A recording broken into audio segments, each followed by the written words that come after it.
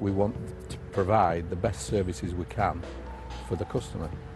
The waste contract touches every household. Everybody has waste collection and rubbish recycling. Veolia came in, and we believe that with them as a partner, we can provide the best service for our customers.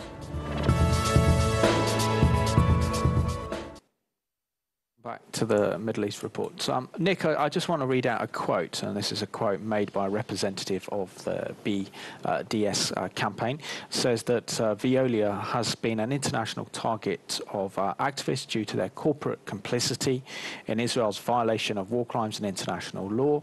The company was awarded the contract to build and maintain the Jerusalem Light Railway project designed to connect the city of Jerusalem with illegal settlements around it. In the UK, Veolia has lost contracts worth billions due to the effects of BDS campaigners. Just want to know your response. Yeah, there's a few things that come out of this. One is that they've magnified the extent of Veolia's participation in the light railway, which was only a 5% stake, which they've sold now. They also make what is fairly standard sweeping claims about Israel breaking international law. International law is a very vague and woolly phrase at the best of times, and it's not proven by any means that Israel has done all the things that the BDS people say they have done. The settlements themselves, which they always claim to be illegal, are by no means necessarily illegal. There are many opinions, legal opinions and otherwise, which would say, well, no, these settlements are perfectly legitimately built by Israel. What they're really trying to do is to keep Jerusalem divided because they want East Jerusalem to be a Palestinian capital, whereas in fact the light railway is unifying Jerusalem.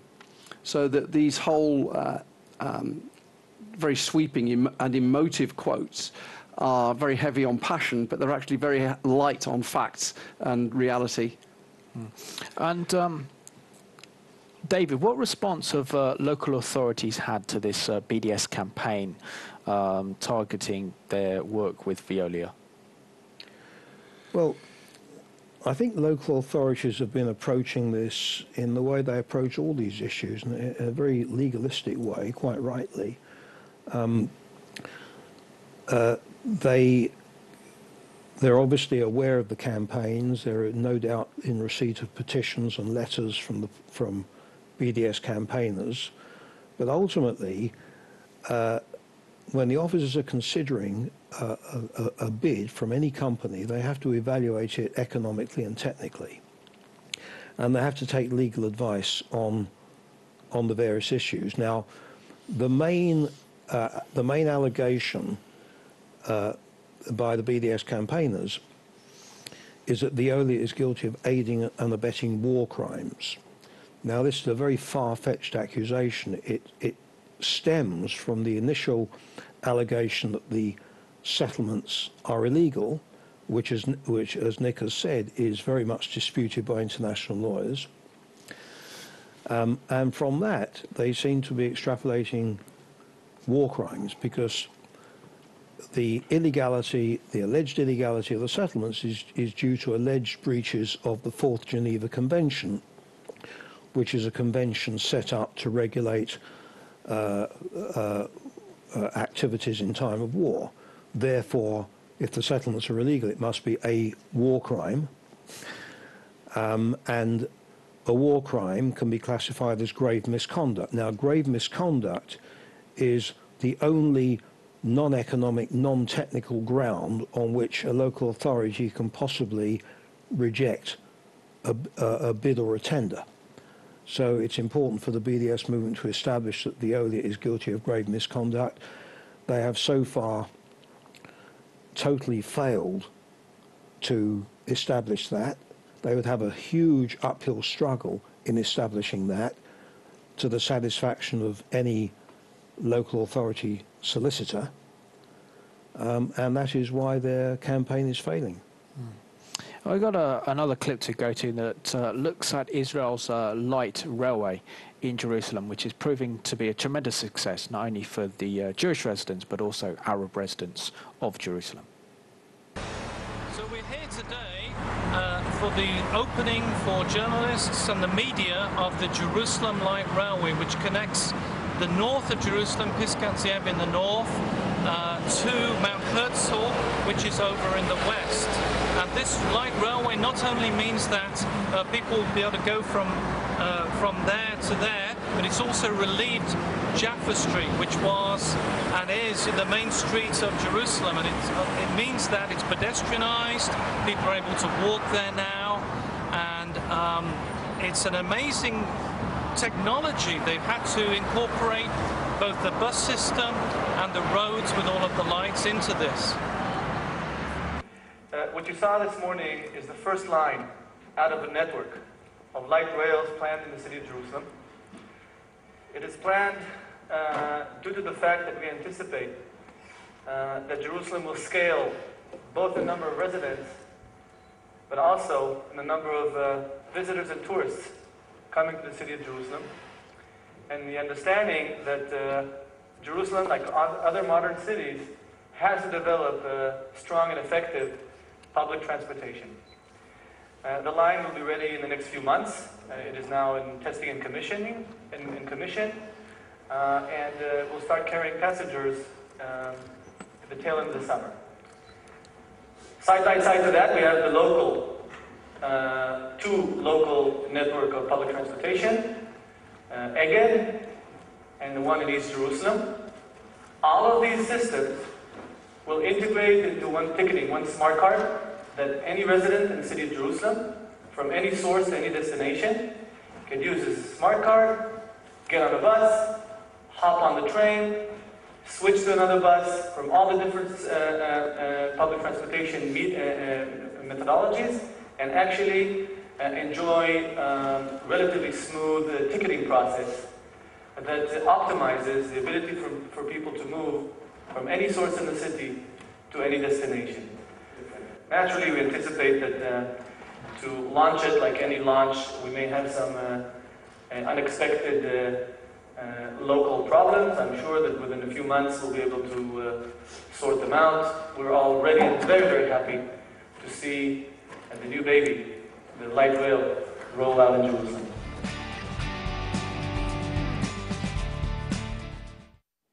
And welcome back to the Middle East Report. David, we saw in that clip there, I think, the launch of Israel's light railway system in Jerusalem. And having seen it operational in Jerusalem, it's very, very effective. And it represents green energy.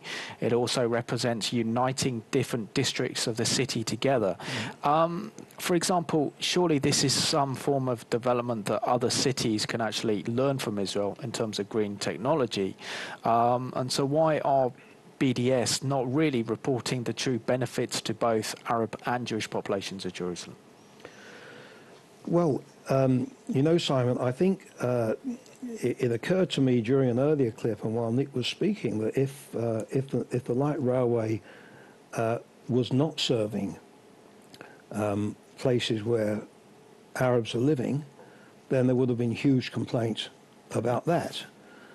So in that sense, as far as the BDS movement is concerned, it's very important that Israel should not be able to win at any costs.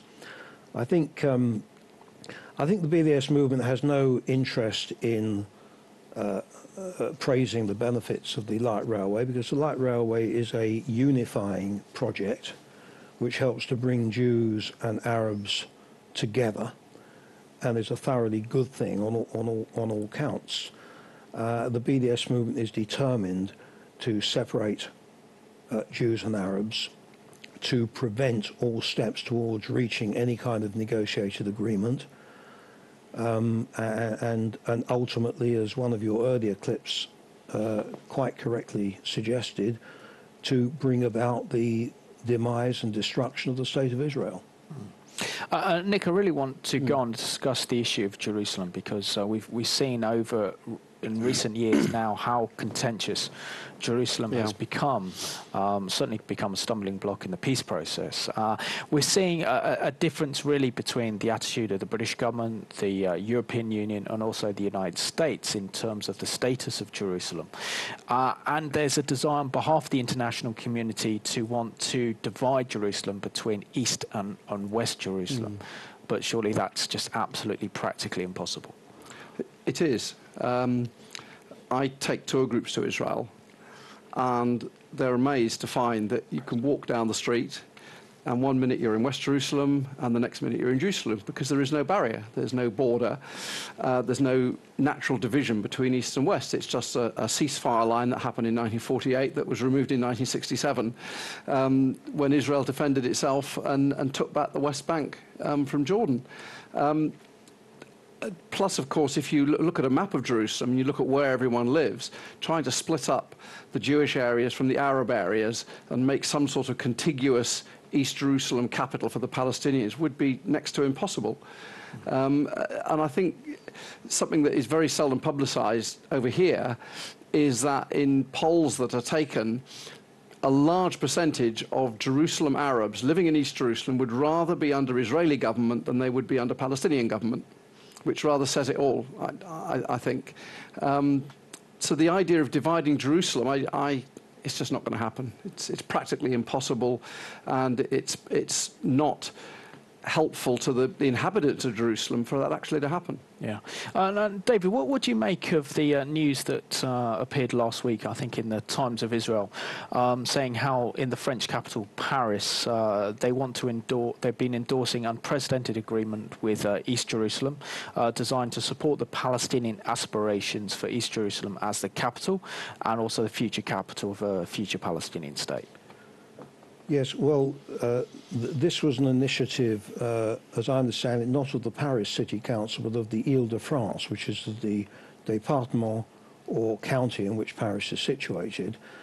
And it worries me because the motive behind it is quite clearly a bit of Israel bashing rather than trying to help the Palestinians and Arabs living in East Jerusalem, who frankly don't need the help of the Île-de-France.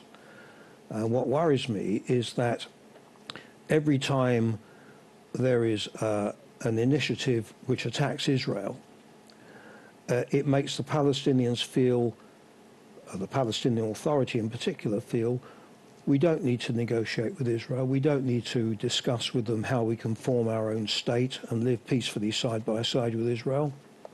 All we have to do is to wait, and in the fullness of time, the rest of the world will thoroughly delegitimize and demonize Israel, and we won't need to negotiate. Israel will just collapse under the stress of it, just as South Africa collapsed, and we will walk in and take over.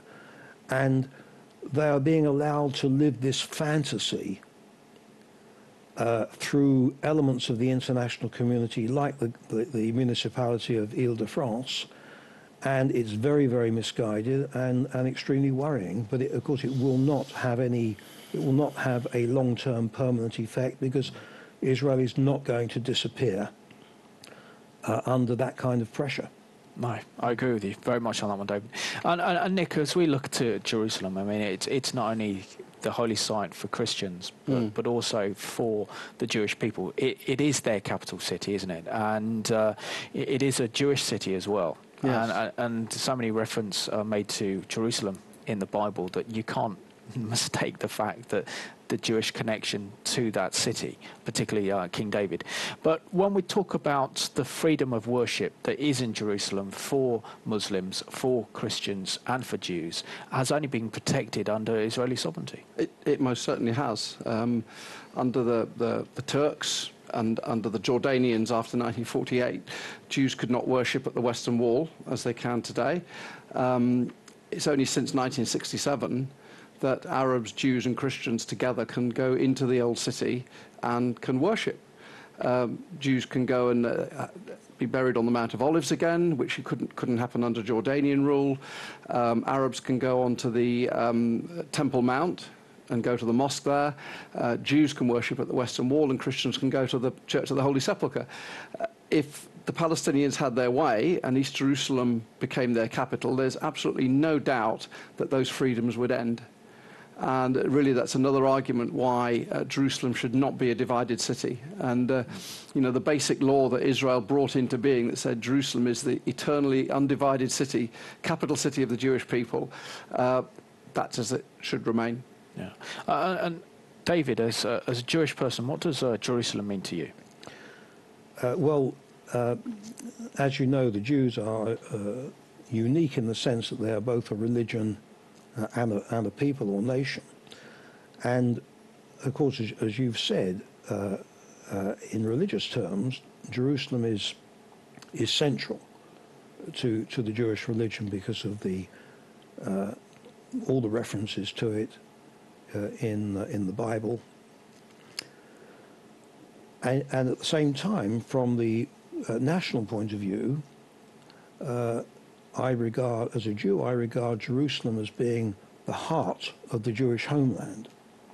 And for me, it's impossible to imagine the Jewish homeland without Jerusalem as part of it, and indeed as its capital. So, to me, Jerusalem is a city which can never be divided again, and must always remain as part of the Jewish homeland. And we've got a clip to go to now that looks at the practical impossibility of dividing Jerusalem, particularly between West Jerusalem and East Jerusalem, because it doesn't exist.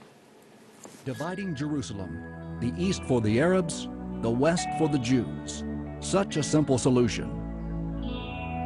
Or is it not? There is no true division of Jerusalem into East and West. The division imposed by the Jordanian occupation for a brief period of 19 years is no longer possible in a city which has dramatically grown and changed over the last few decades. 270,000 Arabs and 200,000 Jews live in the mosaic of neighborhoods called East Jerusalem. Arab and Jewish neighborhoods are often intermingled, and the spillover of residents is a widespread phenomenon. More prevalent still is the fusion of urban infrastructures. Jewish and Arab neighborhoods share water systems, sewage pipelines, electricity networks, and roads which serve as vital arteries of transportation, especially for the tens of thousands of Arabs working in Jewish neighborhoods, and vice versa. Dividing Jerusalem is not technically feasible due to the intermingling of populations, neighborhoods, and vital infrastructures. Today, all citizens of Jerusalem can move freely throughout the city. During the period that Jerusalem was divided and under Jordanian rule, the situation was very different. Residents on the Israeli side of the border were victims of constant sniper fire, and sites holy to the Jews were desecrated and access to them was denied in contravention of international agreements. The security threat created by the division of the city in 1948 resulted in the mass emigration of 25,000 Jews, a quarter of the Jewish population at the time. Recent history shows a similar picture. Holy sites and the surrounding areas which have come under Palestinian security control following the Oslo Accords have become dangerous for Jews and Christians to visit. The constant attacks on the Gilo neighborhood from Beit Jala, a Palestinian town 1,000 feet away, demonstrated the genuine threat to human life. Neighborhoods that are only tens of feet away would be exposed to even more effective gunfire. A division of Jerusalem would risk the lives of those living close to the border and infringe on the freedom of religion of Jews and Christians.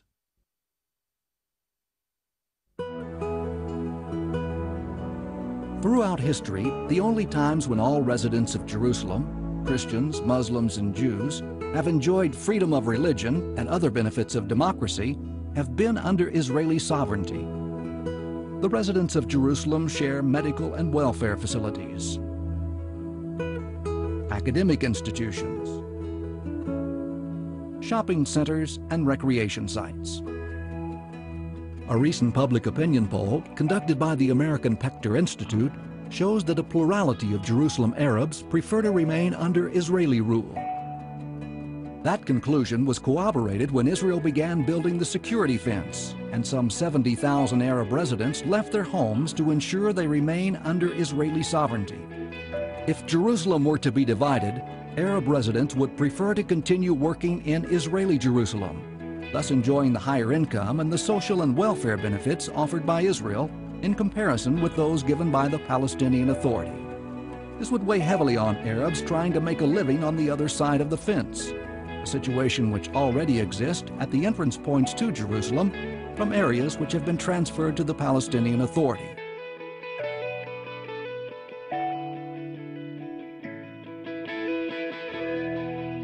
Hundreds of plans for dividing Jerusalem have been suggested. They all failed in the face of reality. A division of Jerusalem is technically impossible. It is dangerous, unnecessary, and objected to by a majority of the city's residents, Arabs and Jews. Hello and welcome back to the Middle East Report. Gentlemen, sadly we've run out of time, but I think it illustrates very much with the clip we just shown the importance and significance that Jerusalem remains a united city, and however much the European Union or the United States or the British government want to divide Jerusalem between East and West Jerusalem, that's an impossibility. So I just want to thank you very much for joining me on today's programme. And I want to thank you all for watching the Middle East Report. We're discussing here the importance of the city and the significance of Jerusalem as the Jewish capital. And as Christians, we have a duty to defend Jerusalem. And the best way to defend Jerusalem is to continue to pressure our governments to accept that Jewish sovereignty is the answer to the issue of Jerusalem. That under Jerusalem, under Israeli sovereignty of Jerusalem, for example, there is freedom of worship for Jews, Christians, and Muslims. So we're going to leave you with this song now called Jerusalem Shel Zahav, the Jerusalem City of Gold.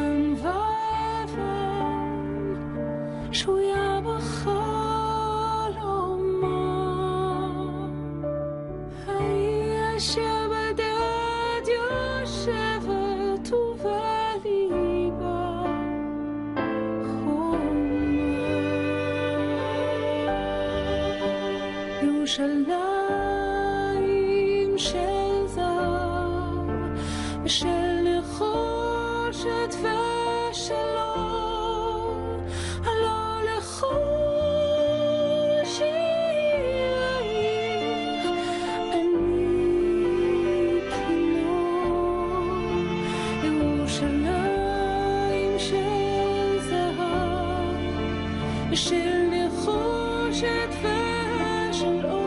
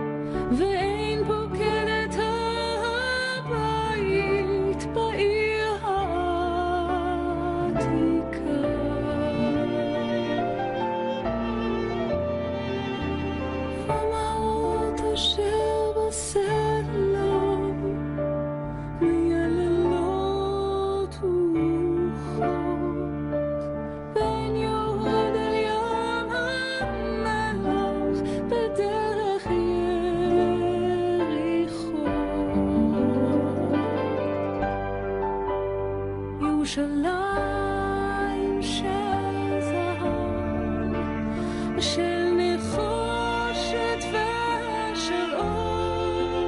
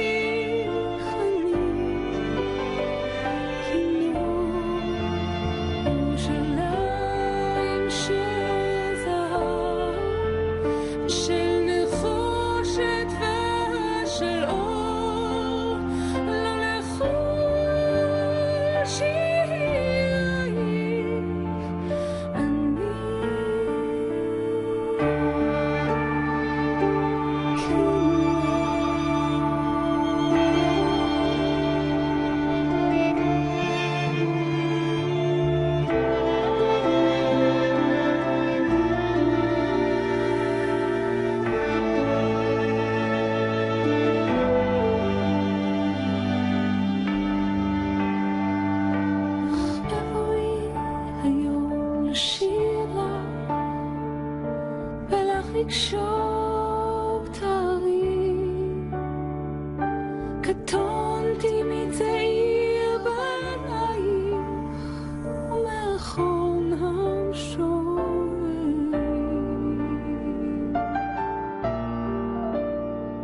כי שמך צורבת השפתיים, כי נשיקה